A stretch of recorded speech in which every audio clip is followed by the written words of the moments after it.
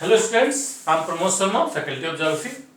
बच्चों, मैंने पिछली क्लास में यूपी पीसीएस के बहुत सारे प्रश्नों को दिया था आप लोगों को सॉल्व करने के लिए। अब इस क्रम में आज मैं विशेष रूप से कुछ प्रश्नों को डिस्कस करने जा रहा हूं, जैसा कि मैंने पिछली क्लास में आप लोगों से वादा किया था। भूगोल में बच्चों यदि 70% से अधिक मार्क्स लाना चाहते हैं तो जितना ज्यादा संभव हो डायग्राम्स, मैप्स, टेबल्स, इन सभी चीजों का आप अधिक से अधिक प्रयोग करें, उसमें लिखें, बनाएं। और ये तभी संभव हो पाएगा जब आपका निरंतर अभ्यास होगा। मोस्ट ऑफ टाइम बहुत सारे बच्चे प्रश्न करते, अरे सर ये कैसे बना पाए, कितना डायग्राम, सर लिखना ज्यादा आसान होता है। यस, लिखना आसान होता है, नो डाउट, पर लिखने से सिर्फ नंबर नहीं आते बच्चों। लिखने से नंबर ज्यादा भूगोल में या साइंस के जो भी सब्जेक्ट होंगे 50% से अधिक मार्क्स नहीं आएंगे, क्योंकि भूगोल और साइंस का कोई भी सब्जेक्ट हो वहां पर डायग्राम्स एक विशेष प्रेजेंटेशन है थ्योरी और थॉट्स का या रूल्स का, जो भी उसमें चीजें हैं डायग्राम्स के द्वारा वो रिप्रेजेंट किया जाता है। इसका मतलब डायग्राम कंटेंट का एक बहुत ही महत्वपूर्ण पार्ट है। यदि आप उससे चूक गए तो पूरी संभावना है कि भाई आप किसी चीज से वंचित एग्जामिनर को कर रहे हो तो वो भी आपको पनिश करेगा। तो ऐसे में मैप्स, डायग्राम्स जरूर डालें। बच्चों, पिछली क्लास में जो हमारा पहला क्वेश्चन था यूपी पीसीएस में, जो मैंने बताया था आप लोगों को, ये 2001 के पीसीएस में आया हुआ है। और प्रश्न है, भारत को भूआकृतिक प्रदेशों में विभक्त कीजिए तथा किसी एक प्रदेश की विशेषताओं की विस्तृत विवेचना कीजिए। याद रहेगा प्रश्न, भारत को भूआकृतिक प्रदेशों में विभक्त कीजिए तथा किसी एक प्रदेश की विशेषताओं की विस्तृत विवेचना कीजिए। इंग्लिश भी पढ़ लीजिए। Divide India into physiographic regions and discuss the characteristics of any one region in the detail. बात समझ में आ रही है कि पहले आपको प्रश्न के दो पार्ट हैं। पहले पार्ट में आपको डिवाइड करना है भारत को भूआकृतिक प्रदेशों में, और दूसरे में उनमें से किसी एक का वर्णन करना। अब प्रश्न कैसे लिखोगे, तो सबसे पहले ब्रीफ आप एक इंट्रोडक्शन दीजिए कि भारत दुनिया का 7वां बड़ा देश है और यहां पर लंबे समय तक भूगर्भिक घटनाएं घटी हैं, अतः यहां पर विभिन्न प्रकार की भू आकृतियां पाई जाती हैं। अतः भारत को अनेक भू आकृतिक प्रदेशों में बांटा जा सकता है। यदि भू आकृतिक प्रदेशों के आधार पर भारत का विभाजन किया जाए तो मुख्य रूप से 4 प्रदेशों में बांटा जा सकता है।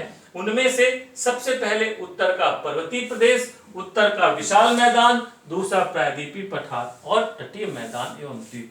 हो सकता है कोई राइटर 5 प्रदेशों में बांट दे, यानी कि तटीय मैदान 4 और 5वां द्वीप, और हो सकता है कोई राइटर 6 प्रदेशों में बांट दे, यानी कि तटीय मैदान चौथा, द्वीप 5वां और थार का मरुस्थल 6ठा।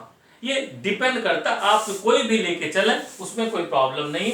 सबसे मान्य है, आप एनसीईआरटी वगैरह देखेंगे ज्यादातर बुक्स में, यानी भारत को 4 भूआकृतिक प्रदेशों में बांटा गया। एक महत्वपूर्ण पैरा इस रूप में आप लोग डिस्क्राइब करें। देन आफ्टर आप प्रश्न, यानी कि ये जो पार्ट है पहला, ये लगभग आपका 200 शब्दों में आना चाहिए।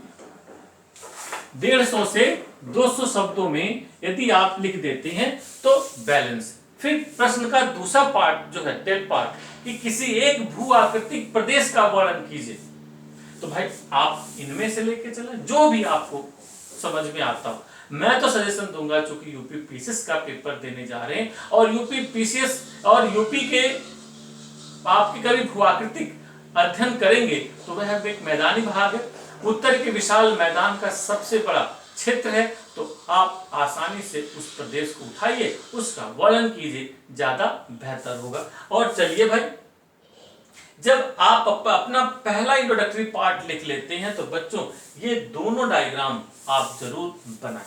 ये डायग्राम बना के प्रैक्टिस करो, और ये डायग्राम मुश्किल से मुश्किल 1.5 मिनट में, 1 से 1.5 मिनट में पेन से बन जाना चाहिए। ध्यान रखना, मैं बोल रहा हूं पेन से, क्योंकि पेंसिल से बनाने में बार बार बच्चे इरेज करते हैं, बट पेन से बनाने में फिर कभी रीटेक का चांस नहीं मिलता। और हाँ, एक बात और, जब भी बनाएं तो बेस लाइन जहां संभव हो स्केल का प्रयोग करने का वहां पर प्रयोग करिए, सीधी सीधी लाइन खींचिए। और यदि प्रैक्टिस करके यदि इसको कलरफुल बना देते हैं तो फिर बात ही क्या है। तो भाई सबसे पहले डायग्राम प्रैक्टिस करिए, अच्छी अच्छी बुक्स में कहीं कहीं डायग्राम मिलता है कि भारत को कौन कौन से, देखिए 3 पर्वत श्रेणियां कौन कौन सी, हिमालय की, तो ये हो गया उत्तर का पर्वतीय प्रदेश। और जस्ट उसके बाद एक बड़ा चौरस संकरा और बड़ा भाग मिलता है और वो है आपका उत्तर का विशाल मैदान।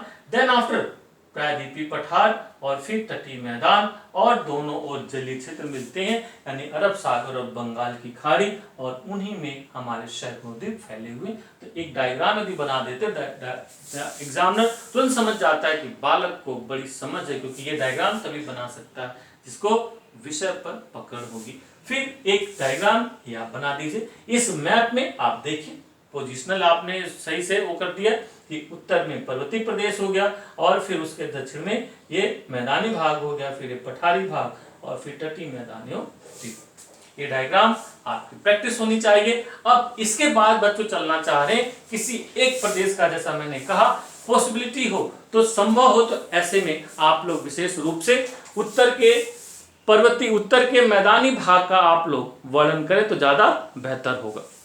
यदि उत्तर के मैदानी भाग का वर्णन करेंगे तो आप लोग यहाँ देख सकते हो, यहाँ पर इस रीजन के डायग्राम बनाइए और इसमें आप डिस्क्राइब करिए। जैसे पंजाब हरियाणा मैदान, यह सतलुज का मैदान भी कहलाता है और यह थार का मरुस्थलीय भाग, यानी कि उत्तर के विशाल मैदान में ही बहुत सारे राइटर इसको शामिल करते हैं। एंड देन गंगा का मैदानी भाग और असम या ब्रह्मपुत्र का मैदान, ये डायग्राम जरूर बनाइए। तो इस तरह से जब इनका वर्णन करेंगे और इनके बारे में इनकी विशेषताएं वगैरह लिखे कि गंगा का मैदानी भाग भारत के अनेक राज्यों में फैला हुआ है, हिमालय के समानांतर लगभग 2500 किलोमीटर लंबाई में फैला हुआ है, और देखिए पूर्व से पश्चिम जाने के क्रम में चौड़ा होता जाता है और यह धीरे धीरे दक्षिण पश्चिम में मुड़कर मरुस्थल के रूप में बदल जाता है, जिसे थार का मरुस्थल भी कहा जाता है। ठीक है, यह मैदान स्थानीय स्तर पर अनेक नामों से जाना जाता है, जैसे पंजाब हरियाणा के क्षेत्र में नदी के विस्तार के आधार पर सतलुज का मैदान, फिर उत्तर प्रदेश बिहार वेस्ट बंगाल में गंगा का मैदानी भाग, और असम के क्षेत्र में यह ब्रह्मपुत्र के मैदान के नाम से जाना जाता है। ये सब बातें यहाँ पर वर्णन कीजिए और इन सब वर्ण विशेषताओं के बाद बहुत ब्रीफ इनका एक इंपोर्टेंस भी लिख दीजिए। यह मैदान भारत का अन्न भंडार है और भारत की सभ्यता संस्कृति का यह एक प्राचीन केंद्र है। इस तरह से वर्णन कीजिए और लास्ट में कंक्लूड कर दीजिए। इस तरह से हम समझ सकते हैं भारत के अनेक भूआकृतिक प्रदेश। ठीक है, इस तरह से लिख के अपनी वाणी को विराम दीजिए और आगे बढ़िए। ठीक है, तो फिर आगे अगले क्वेश्चन को हम लोग डिस्कस करेंगे। Bye, thank you.